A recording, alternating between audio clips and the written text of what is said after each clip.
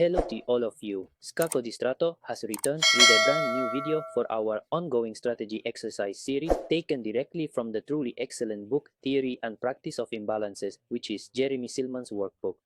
For those of you who might not be entirely familiar with what we are doing here, in these specific videos, we take the time to carefully analyze various chess positions and we try our best to identify the underlying imbalances, which are essentially the fundamental differences between the white and black sides of the board, and then we attempt to formulate a concrete, winning plan that remains perfectly consistent with all the imbalances we have identified.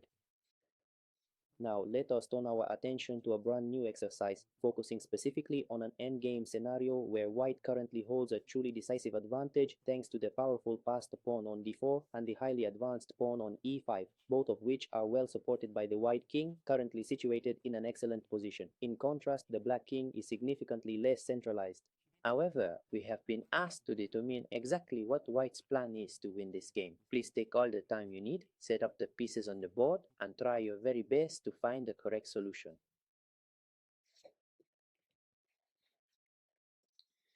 Now, the other we were discussing just a moment ago, the passed pawn on d4 and the very strong king are already decisive advantages in and of themselves. However, having this kind of advantage does not mean that we should stop looking for new ones. In fact, the very first idea that came to my mind is the pawn push to a4.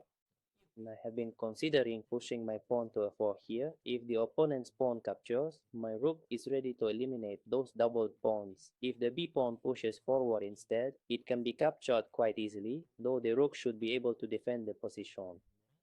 Indeed, we can observe that after a4, the capture bxf4 follows correctly and the rook moves to a1. However, black has this specific response, rook to c4, which serves a dual purpose. On one hand, it defends the pawn, while on the other, it continues to prevent the advance of the d pawn. Then comes d5, followed by rook to b4, and finally c5.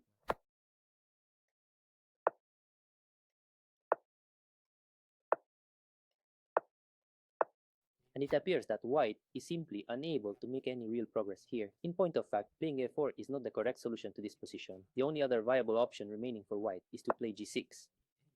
And playing 6 is in fact the absolutely correct response to this position. To be precise, in this specific scenario, black is presented with two distinct options.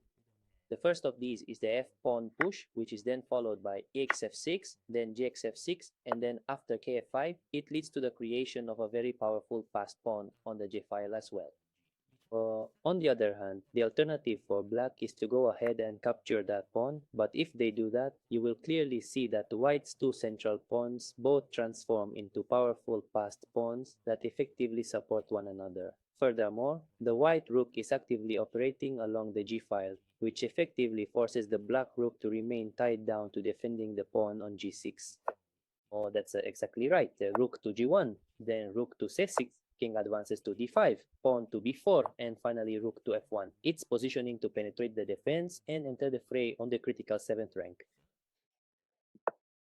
The black rook is currently tasked with defending the critical 7th rank, but following the move e6, the king moves to e7, then rook to f7 check, forcing the king to e8. The position then continues with the king advancing to d6, which, as a matter of fact, not only prepares to capture the rook, but also creates a direct and immediate threat of checkmate on the 8th rank, effectively ending the game.